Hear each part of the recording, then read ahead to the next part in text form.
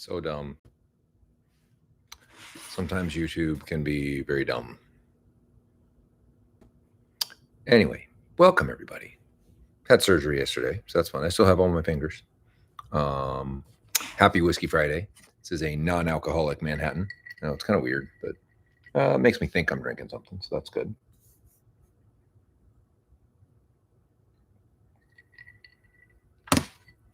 Hopefully all of you can see me okay and hear. Don't see too many folks in here yet. Hey, there we go. Yeah, it didn't want to connect. It kept saying that it was live, but wasn't live. Cool. Glad it's all good. Welcome, Sean. Thanks for coming. Hopefully the car's still running good. Yeah, got a few things to chat about. I'll tell you guys about my adventures with propofol yesterday. So that was fun. First time going under the knife. Had a little, I showed you guys before, I had a little something here in the web space in my hand. So they took that out. Had to be at their surgery center for like 4 hours, but for a 20-minute procedure, just fine, whatever. I was expecting to be in more pain, but pretty much all I got is this cast. I got this cast on for 2 weeks, and then that'll be gone. Let's see what else is going on. The Red 992. What's going on, Mr. Curtis? Hey, greetings from Coda. Fantastic. Red 992 that we've had for MCS development. Yes, sir. Hello ads. Yep. We got them self-hosting. I don't know how to turn them off. I don't know what Justin does. I'm not a producer. The Red 992. Yes. He's like, yes, you were saying. Charles has been driving it for a couple days, getting the MCS tuned in. I'll probably drive it on Monday. He's going to drive it over the weekend, make sure everything's tight and right and nice. But she's almost ready to go home. So yeah, I'm feeling better than I thought I was going to, Larry. Thank you. Yes, Oris, there is a Whiskey Friday. Yes, we're on.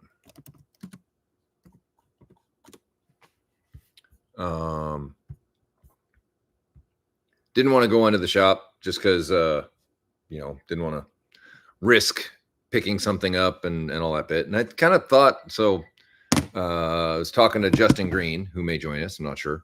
I guess when they do this kind of work, they will do what's called a nerve block, and they put in lidocaine and marcaine or some other, all the canes, not cocaine, unfortunately. And my finger is still tingly numb, like 24 hours later. So they may have also maybe nicked a nerve. I don't know. But both my thumb and this finger are still a little tingly. So it hasn't really hurt much yet. I haven't had to take anything other than Tylenol. So yay me. So red car is progressing, which is great. Hopefully it'll get to go home soon. I was driving the Lab Rat all last week, over the weekend and whatnot. So that was fun. Our 992 3RS. And I wanted to try and dial in some of the street ride on it. It's been very track focused with the MCS 3-ways on there. And as suspected, take a few clicks of low speed compression out. She's very happy. So much more plushy ride, not as punishing as it was. Wasn't ever really punishing. You could just feel all of the small ripples in the road. What else? Pumpkin got some work. Had to rewrite some of the can messaging. Daniel and Charles were going over some of that today, so I'm hopeful that by next week, maybe we can get Pumpkin on the road, which would be great. Yeah, seriously. Um, and the silver 996 RSR DGG swap PDK swap is making some progress. So we're trying to get a Bosch Motorsports ECU that speaks sequential to speak PDK, and it's German, they kind of want to do what you want, kind of not really. So it's getting closer. It's getting closer. Daniel and Charles were working on that. We've got some things that got some CAN messages to write and some wiring to do, but I think we're on the home stretch with being able to get it to shift at speed, which is ideal at that point. So yeah, besides that, things have been super busy in the shop with the sale. The sale is going on for another 3 days. Anybody who wants some goodies, come on in, get some. Cool. Oris was able to join the live.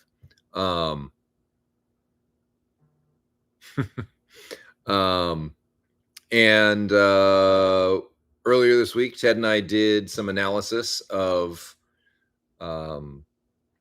the test we did over a week ago, the Manti and Dundon 4RS challenge, if you will, kind of like the Pepsi challenge, and had some GPS goofiness. So we had to do it old school. We had to rock it old school with just video. So we used the video and where the cones are and who was getting to what cone first and all of that bit. The overall lap time was right. It's just some of the goofiness of the GPS transponder in the middle made it hard to dissect it all. So, but we got all of that together. I got an interesting phone call the morning of my surgery. Our friend Herman, who is a part of MCS Europe, his shops over at the Nürburgring, reached out. And I don't know how many of you guys follow Mr. JWW. He's a million or so subscriber YouTube guy.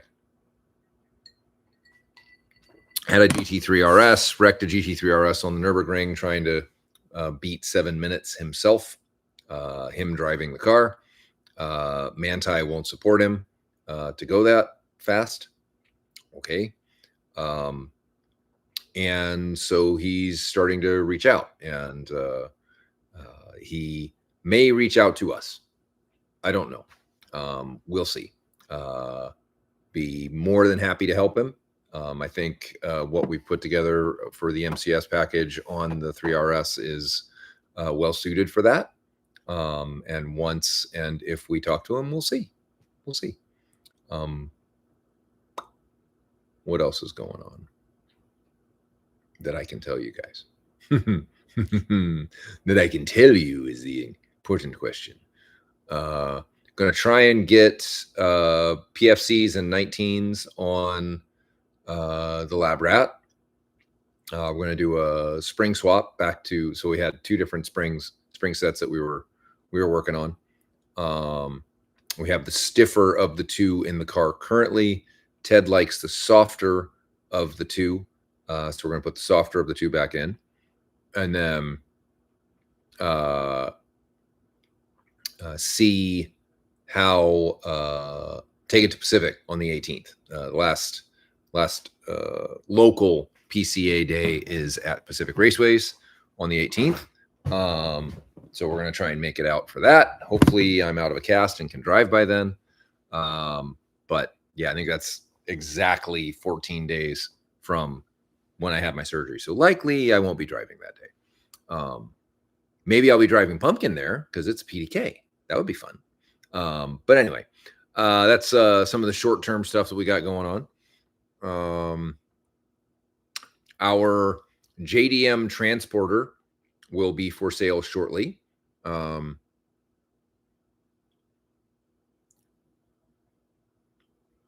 Yeah, good question, Ryan. I'm going to come back to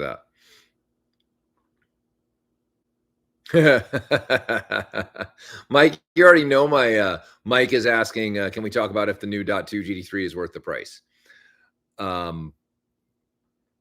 Yeah, I'll come back to that. I have opinions on that. I have opinions for most things, but you know, let's see. Justin's sharing something here.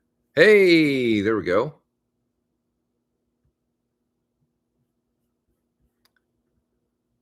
Our no, I don't want to do that.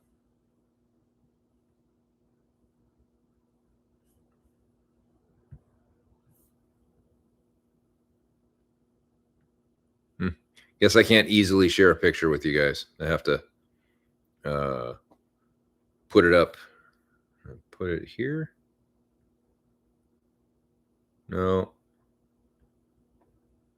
Yeah, I just can't show it very easily, Justin. So I'd have to share my screen, and I don't know how to do that in the midst of doing this just live on here, unless this is a camera. I don't have access to that feature. Guess not. So anyway, it's getting all painted white. Everything. Hashi can load 2 cars. Absolutely. We've got, can put a small car on top, like a small Acura, an Integra, something like that. And then a bigger car down below. So Hashi will be for sale. I don't know for how much yet, but it is getting all fixed up. We fixed the rust on it. We fixed, welded in some reinforcements where there was some cancer, cleaned all the cancer out, fixed it all up, got all of that shit sandblasted off. It's getting all painted up nice. So should go well. Should go well. Excited to get that off to a new home. And may try and just get a regular truck and a trailer like everybody else. Stop playing around with these giant freaking trucks. So Cayman does equal a small car, indeed. So does a 997. But we'll start with Ryan's question. I've noticed the vast majority of Porsches have a wider rear track width, between 7/8 to 1 3/4 inch wider than the front. Have you messed around with the track widths, and how much did it affect handling? So a couple reasons for that. The cars are rear engined, so them having wider track width helps with traction in the back. Otherwise, the car might not be able to overpower the front tires, which in the end you kind of want. That. You want to set the car up ideally for understeer, not for oversteer. If you balance it out, then it's neutral, but you generally don't want to have a car set up really the other way, like a drift car, where the front track is really wide and the rear track is much more narrow. So, well, it's a mid-engine. Yeah, it is a rear mid-engine car. So yeah, fender flares. Stick the center line of the tires out a little bit. Get your big fatties on there. But anyway, hopefully you reached out to Mike Kojima, Ryan. I'm not sure if Mike replied, but just chase him a little bit. He will. Mike's question is the 992.2 GT3 worth it? If you must have fold forward buckets and you must have rear seats in your touring, then yes, because there's no other option. If not, then I would say no. It's essentially the same amount of power for a lot more money than a 992.1. The suspensions, I've heard that they're using the ST's tuning on the dampers, but they're still the same electronic dampers. They're not that special. So for my money, probably not. I mean, there's a Gulf Orange GT4 RS for 180K for sale, 12,000 miles. That caught my eye. Ted found that. I was like, oh man, I need to sell some shit. So, and yes, Larry did mention that JWW and a lab rat would be pretty dope. I do not disagree. I don't know if we're going to be able to meet his timelines. as far as aero and other things that he might want for the car. But that would be really cool if we had, somebody with 1 million followers running our stuff and being able to accomplish his goals as a driver and with the speed that he wanted to out there. I think the manuals are the same. Maybe it has the 4RS gearing in it as a PDK. I don't know. Maybe.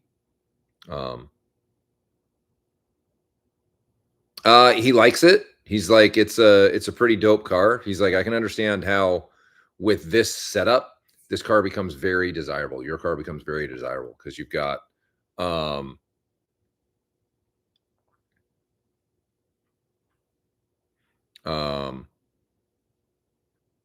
it feels a lot more like a GT car now because it's got all the GT car sauce, right? It's got all the adjustable arms, it's got the right kind of alignment, it's got great dampers in it.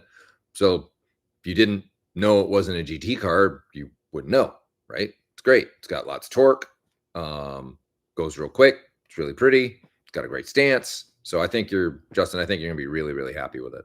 We're trying to dial it in so that the balance is just so that we like it. Charles has got some super soft sway bar end links that he fabbed up. See if he can make the front of the car a little bit more grabby, right? We can get a little bit more out of it. And then get the balance on the street a little bit better. And absolutely, what we like isn't necessarily what you're going to like. But we can certainly, we're going to try and get it as close to what you're going to like on the road as we can. So Lefty Friday, what's up, Simon? So yeah, I think you're going to like it. I think Simon's guys are going to like it. He's got the first turbo set that's going on. As far as arms and such, I don't think we did MCS on that car. But yeah, 8% shorter rear gear. So yeah, that'll make up for some of the lack of power. That's normally a sign that the car is a little not as strongly powered as they might like. So let me see what Roger sent me here. Oh, his car on the dyno, my buddy Roger, some of you might know him as Bong, built a VTEC, a turbocharged K24 in an 89 Carrera. So in a G body. 911 VTEC is his license plate. Should be fun. It's on the dyno right now. So he's just sending me pictures of it. So yeah, I think the 992.2 is not worth it, in my opinion. That's just my opinion for what they wanted for it. I think you can find a good used 992.1 and fix it up to make it even better, right? We sell parts to do that. So I'm sure there's gonna be plenty of 992.2s out there that are gonna need exhausts and go fast parts. I would love to have one at the shop. If anybody local is getting one, come on by so that we can get some dynos on it, get you a great deal on an exhaust. Typically, those kind of deals are like 40 to 50% off for guys that are helping us with cars that we can't get, so that we can confirm things and get the data that everybody's looking for, kind of thing. We'd also want to confirm that our wing fits the car with the same kind of bracketry as the 992.1. We suspect it is. The front is going to be a little different. We'll probably have to scan one to get the splitter to go on it. We expect it bolts on. It's just the filler piece between the edge of the bumper and the rest of the splitter. And then the rest will all be bolt on easy stuff. So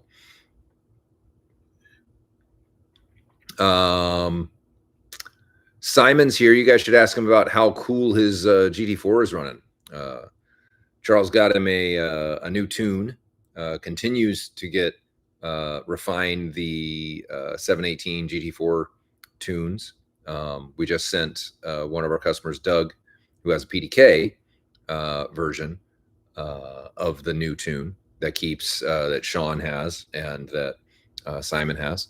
Keeps the car much cooler, and by making it much cooler, it's not as knock prone, so we can make it have more horsepowers, which is great. These are wonderful virtuous cycles that we get to deal with and employ. So yeah, that's awesome. Haven't seen north of 187. I love to hear that. That's fantastic. Regularly a 225 degree Fahrenheit car. So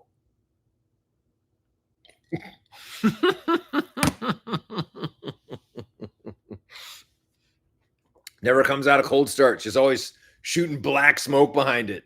Crazy. That's great. That's really cool. Hopefully, maybe those engines might even last a little longer without them running so hot. Who knows? You know, damn the emissions, make the engines last a little longer, so to speak. So yeah, anyone who has questions about that, reach out. We're slowly starting to drip that tune out. Pretty happy with it so far. Simon, and kudos to Simon. He's spent, I think he and Charles are almost at a year developing this, you know, some of these refinements on the tune. Maybe not quite that long. I think it was a few months before Smokies that we started. So 7-8 months. But yeah, it's been great. Glad to see it making progress. Kudos to Cobb for partnering with us on this. And when we ask them to open some stuff up, they just go open it up. So yeah, it's been great. Been great. Makes me want to go buy a 718 GT4. Larry, I know you never thought I'd say that, but if I can make the engine run normal, like a normal engine, then might actually be fun to go play with, because we've got some intake stuff to do on that car, and it would really, really like it. Get rid of all that aluminum and all the other crap in there and actually give it something proper would be nice. So, and no, this is not an actual Manhattan, even though I'm not taking any of the hard stuff. I'm only on Tylenol. So I suppose it could be, although Tylenol and alcohol don't always go great together. So try and be kind to my liver since it's working overtime. Yeah, E46s without oil coolers can be hot. So what's that? Make a clip from what? Oh, that Jamie's gonna get a 718 GT4. The Cayman hater buys a Cayman. What's this world coming to? I don't know. So a 4RS would be fun to just go out and have a car of our own to do a road show with. You know, Ted and I were talking the other night about best way to do marketing is to show up and clean up, so to speak, right? Show up, go to the tracks, go fast at the local tracks, let people see the parts, let people experience your customer service, you know, how you interact with folks. That's often the best way to kind of build a following. We've done it a few times. We do it at Smokies every year, and that's been great. But there's a lot of country out there. We haven't been to. Ted's been to Coda. Ted's been to the Nürburgring. I've been to neither place. So holy shite! Roger's giving me updates on the dyno. 430 wheel. 430 wheel out of at 17 psi. That thing's gonna tear itself apart. That's crazy. Congrats, Bong. That's awesome. The car's gonna be a hoot to drive. Have to see what the torque curve looks like. Hopefully it's not 430 at like 6,000 RPM. But yeah, that's madman stuff. Nah, we're not going to do a 12-1 collector. So the right way to do that's 3-1. So try Y, right? 3-1, 2-1.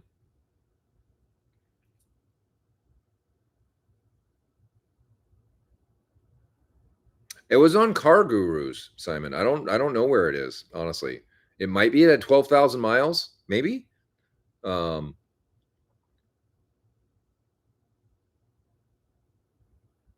You guys have an orange 4RS?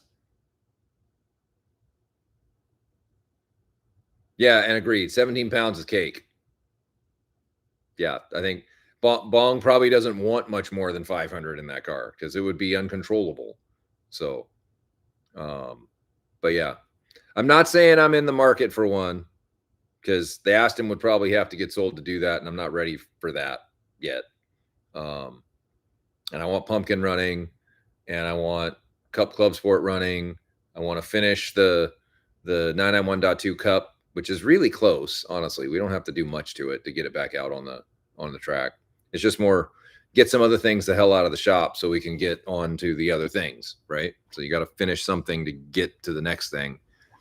Often we just find ourselves juggling all the things at the same time, and that's not always an efficient way to move forward.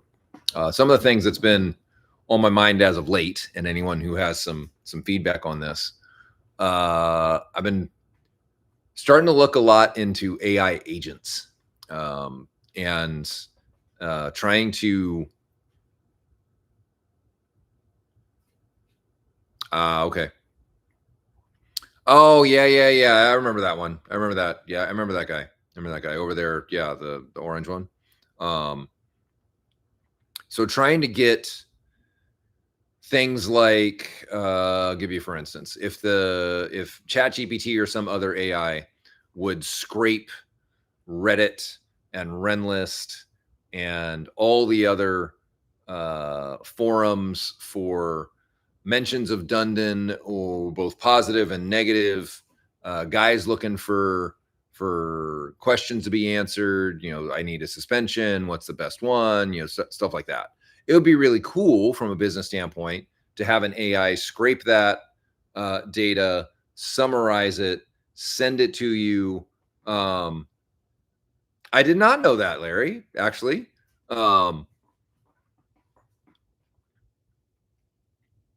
Yes, Trey. Yeah. All right. Um,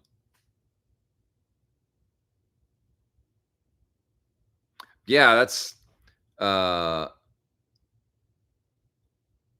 did not know that your job right now, Larry, is agentic AI.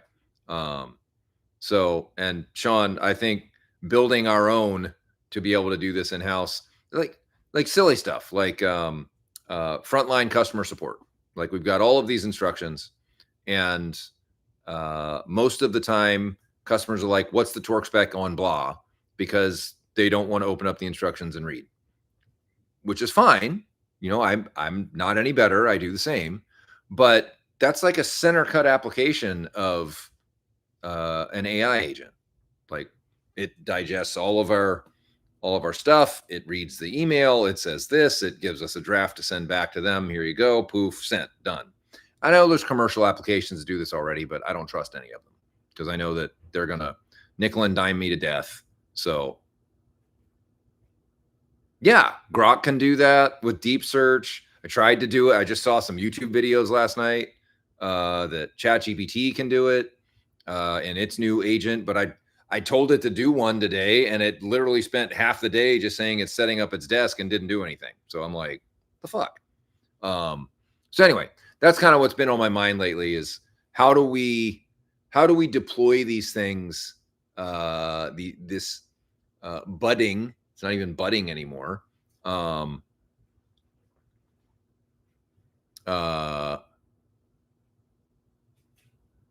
Yeah, agreed. Second one is the sweet spot. Agreed.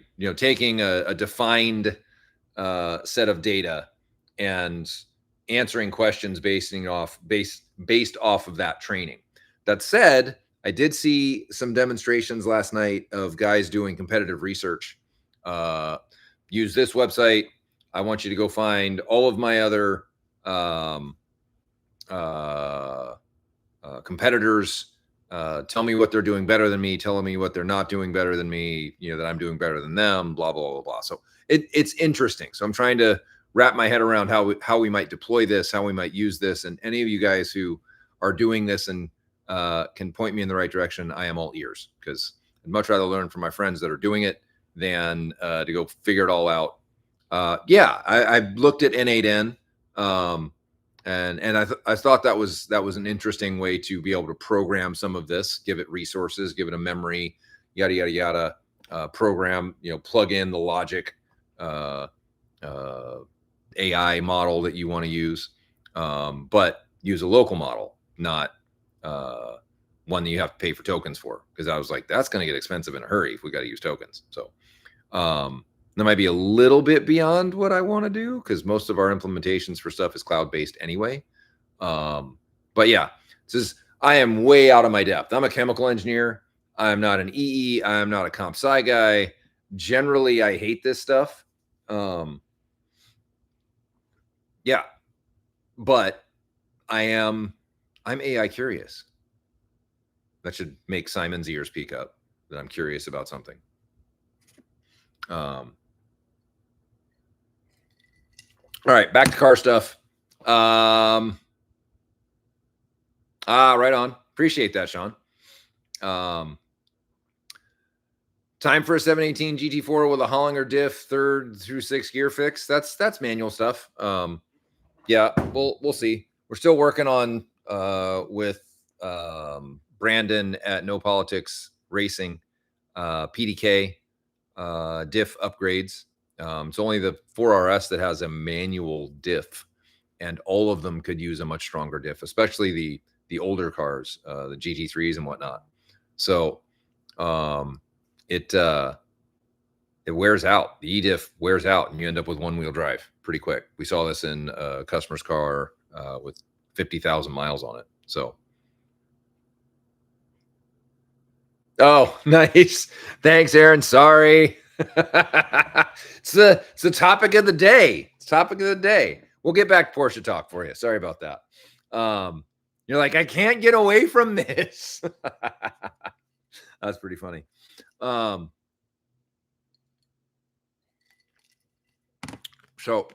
I think Bong just posted on the, yeah, we got a photo here. Yeah, as I suspected, it doesn't really start making torque until about 5,000 RPM.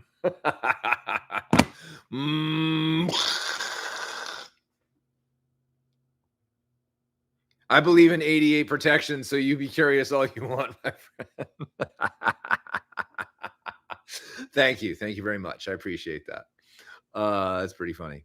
So yeah, what else going on in Porsche land? So speculation that the Flockblau running around the Nürburgring is the new GT2 RS. Your mileage may vary. It's probably a Sonderwunsch special Weissach Flatblau package for an extra $300,000 on top of the car. Kind of how Porsche's been pricing stuff lately. And if I sound disgruntled, because I don't have that much cash. And also they finally killed the Cayman. Yeah, that's a good question. So Justin has a good question. On Sunday, are they going to show the new 992.2 turbo? Are they going to show a GT car? I think they're going to show a turbo. I think they're going to show the turbo. I don't think they're going to show a GT car. I think that's not until, well, I suppose it is September. Maybe. I have no idea. I do not know. I do not know.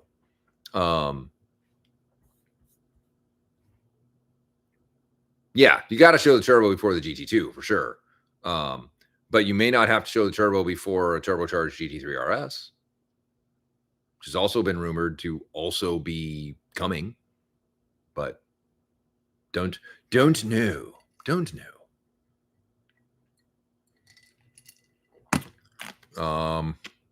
I think what else is going on. What else happened this week, Justin? I forget. It was a short week. Had Monday off. Hopefully everybody's Memorial Day. Good. Labor Day weekend was wonderful. And either you weren't in a storm or being swept away by a storm. Although there is a storm, for all our homies in Hawaii, stay safe. Kiko's coming for you. Just pretty rare. I mean, it's like going right at it right now.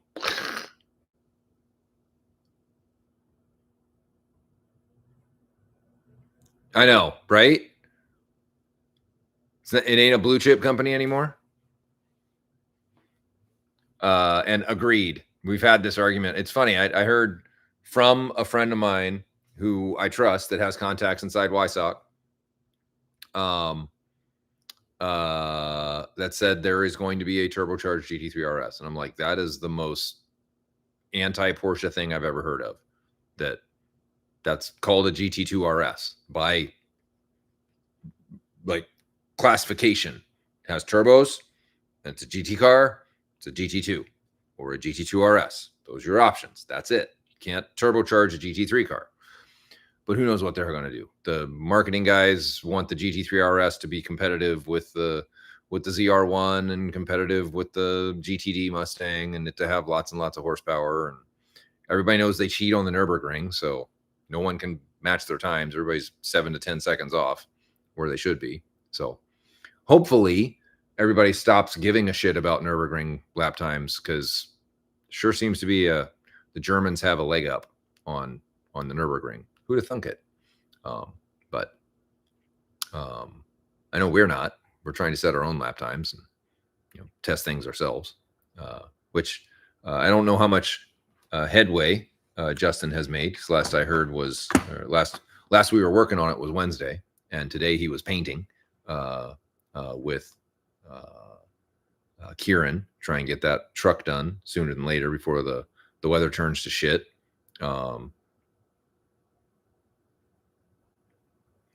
Yeah, getting some electrics in there, a little hybrid, maybe a little KERS, something like that. That ain't so bad. I mean, they've been doing that for a long time. But yeah, all the extra weight of the batteries and all that stuff. It's funny. I was talking to Sean Grower this morning about Sean, who you may or may not know, is the founder, one of the founders of Smokey's GT. And he also recently started a air-cooled hot rod company called Umlaut. And he's been working on the HVAC on old G bodies and getting rid of all the cables and all the bullshit. Eric, you are very true. Very true. Cut the interview portion and made headway in the lap time. So it was awesome. Cool. So for those of you that see, I totally lost my train of thought based off of those two comments. So yeah, good job. For those of you that were Grower, yes. So Umlaut, thank you, Justin. He's used to my squirreling. He's like, word, here you go. He's redoing the HVAC, and so we were talking about the amount of power that you need to run modern car and all the modern cars conveniences, and that's why a lot of folks have gone to 48 volt, like this blue thing, this thing right here, my RS6, that you really can't tell what it is. It's like go like that, RS6. 48 volt, and it's a mild hybrid, and it has regen, and it turns the alternator off under braking and all kinds of stuff like that, which is great. But it's got a lot of electronic shit in it, and that's why they had to do that, was to power all that electronic shit, all the heated seats and ball blowers and all the stuff on the inside.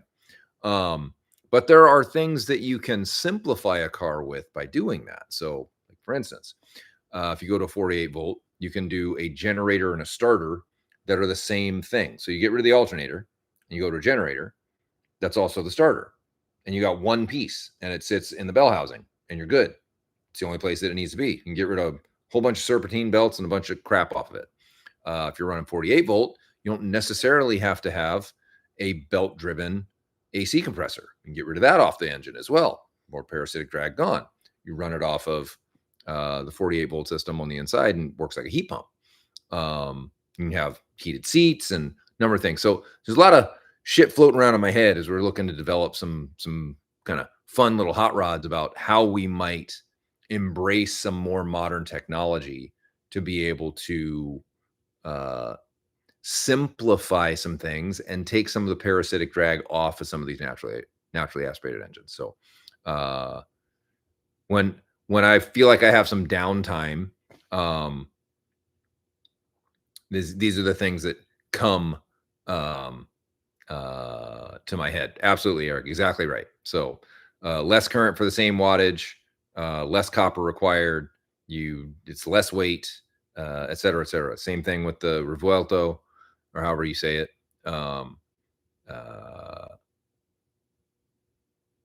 Yeah, low center of gravity, normal transmission. You could technically get rid of reverse in the transmission if you wanted to, and you could use the generator to go to reverse with the battery power, as long as you're not trying to go 40 miles in it. So yeah, there's a lot of interesting ways to do that, right? To start to marry some of the modern technology and some of the things that have been out for a while. Just for taking old hot rods and making them better, making them just in some ways simpler than the complicated mechanisms of the cables and the flaps and the mixers and the fans and all this shit, and you make it really simple, right? Just really, really simple. Solid state this, solid state that, all running on a voltage controller through solid state actuation and monitoring and all this bit, right? So no more relays, no more fuses, none of that. You just got circuit breakers that trip, and you can see what's pulling too much voltage and go right to the source of the issue and fix it. So anyway, what else is on all your minds that I might push out into the world for all to see?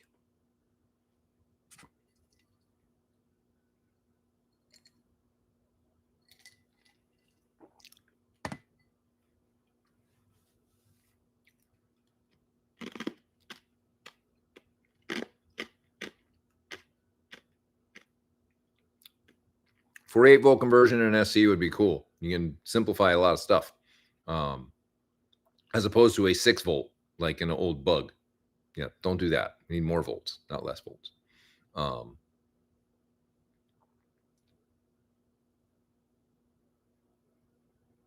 Yeah, excited to get this. We're probably going to do a couple videos, pre-videos. Yeah, you can absolutely step down 48 volt to 12 volt. That's easy. That's easy. When you have higher voltage, it's easy to step it down. We're going to push out a couple videos about, so we've been talking to our marketing guys about why our social media stuff doesn't have the impact that it could, why our YouTube videos doesn't have the impact that it could. And that's because we don't drip things out, right? We just were like, but we did a test, here's the answer. We did a test, here's the answer, right? We don't set up a series of things to make you all wait and come back and watch more and tell your friends about what we're doing and blah, blah, blah, and then right? So we're going to try it that way this time. We're going to start with the Manti car's alignment versus ours, and have some of the comments from it. We're going to talk about the Arrow versus ours. These short, like 3-5 minute clips, and then we'll follow that up with some of the results and some of the commentary, and then more commentary, just Jamie and Ted kind of going through the laps and saying where time was made. And it was interesting kind of going through it, because it wasn't at any one spot. It was at every spot, everywhere across the racetrack. It was like 3/10 here, 3/10 there, 3/10 here, 3/10 there, and it adds up to 2 seconds. So kind of more what you would expect. It's almost like you just run and stick your tires on a more powerful car, and away it goes. It's like off it goes. So excited to get that out into the world, really see what happens with it. The sale has been, I'd say it's been 4RS centric a bit. Quite a few MCS packages going out to MCS or to 4RS owners. A few Aero packages out for 4RS guys. One for a 991.2 3RS, which is cool to see. People still modding those. And couple for 992 GT3s. So yeah.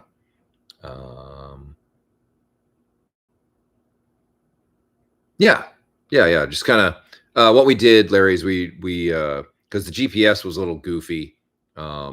John's car has the transponder or the antenna inside the car, and Jed's car, we put it outside the car. So we're getting a little bit of GPS error. I mean, obviously the lap times were right because that's start finish. It knows exactly where that is, and it starts from the same thing. So that, and the videos confirmed all that, so we weren't that worried about it. But like looking at the actual speed traces, they wouldn't be like dead linear. They'd be going like this a tiny bit as the GPS is kind of guessing and then interpolating and kind of putting it back where it's supposed to be.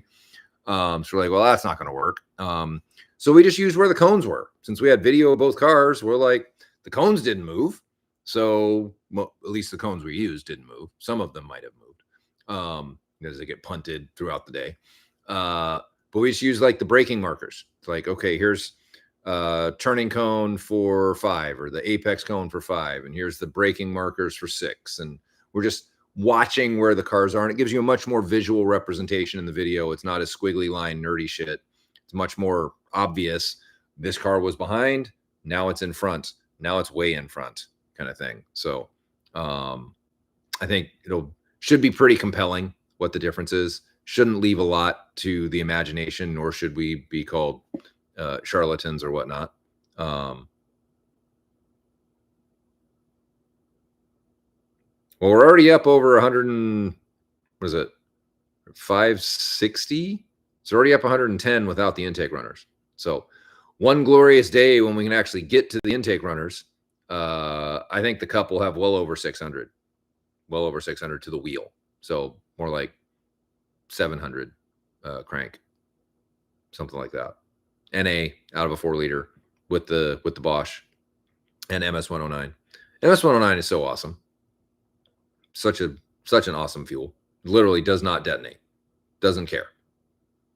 That's literally the no give a fucks gasoline. If you can even call it gasoline. It's also what cancer smells like, so be careful with it.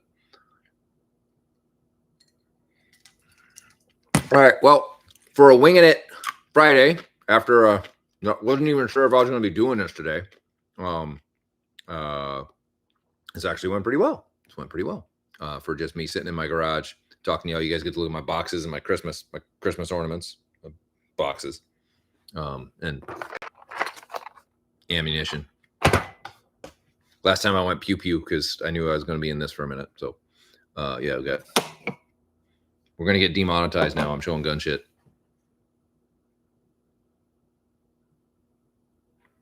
Have a great weekend, fellas. Thank you for joining us. I do appreciate all of you. And any last minute questions before we sign off? Oh, yeah. More horsepower than the Rennsport GT3R for sure. And that's got a 4.2 liter and it revs at 10,000 RPMs. Whoop-de-doo. Thank you, Justin. I appreciate it. Thanks, fellas. I'm not actually feeling bad. It's just more encumbrance. I can't do much with my right hand. So I'm sure Simon will take advantage of that question or statement as well. Happy weekend, guys. Talk to you soon. Thanks so much for joining us. See you later.